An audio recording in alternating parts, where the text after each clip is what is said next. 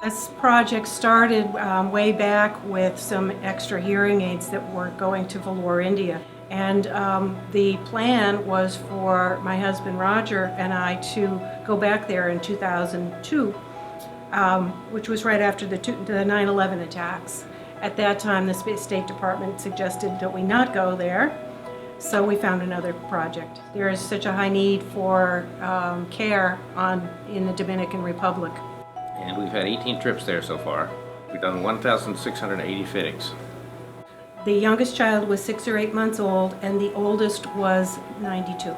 Around the edges and the beaches, it's a luxury environment, and the rest of it is a third world culture. My wife is a doctor of speech pathology, and with our two skills, we can help patients on the island because there's no doctor of speech pathology, there's no doctor of audiology on the entire island.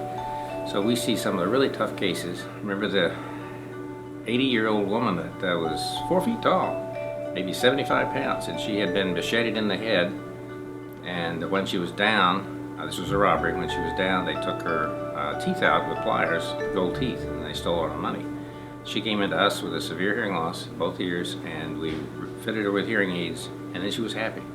A man who was suicidal.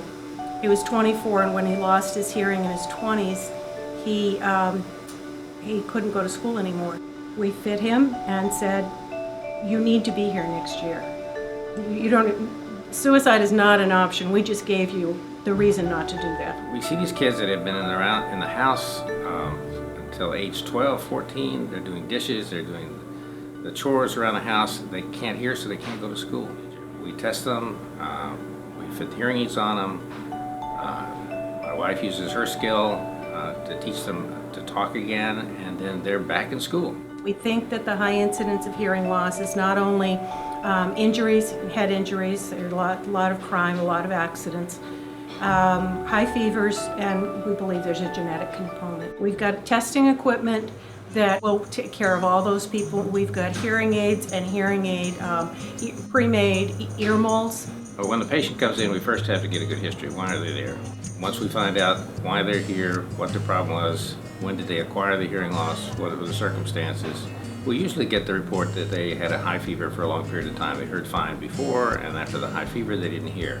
Well, they've already had the speech center in the brain, language center of the brain developed, but they've lost their hearing. So when we test them, when we put hearing aids on them again, we get this surprise, and it's really, really rewarding.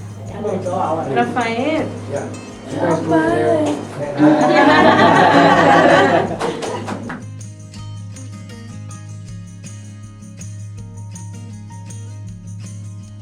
Yeah, the hospital was built entirely by volunteer labor, and it's a top-down organization where it's run by the director. The reason I continue to go back to the hospital is he keeps our equipment safe. It's always there when we come back.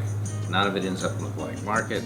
The hospital is a mission hospital, and our main work is to help the people who are in need. When I met Dr. Roger, he come to work on the hospital, and he started putting hearing aids. And I remember, sorry, Dr. Roger, he asked me for 15 patients, and I get about 50 for them. Fulfilling work, but it's exhausting. These people come from so far. They come from 8 hours away, and we know we have to do our job, or it's not going to get done. That dog's going to be able to come back. We can't afford to stay, so it has to be done that day. All the money that we invest helping the people make a difference in many people's lives. ¿Me está escuchando? ¿Cuántos hijos que usted tiene? ¿Cuántos hijos fue que usted tuvo? ¿Hijos? Sí. ¿Hijos? Sí. 5. Rotary gave me the ability to do what I'm able to do now. I couldn't do this without Rotary. It's just really so much fun to see how little effort you could make to change a person's life.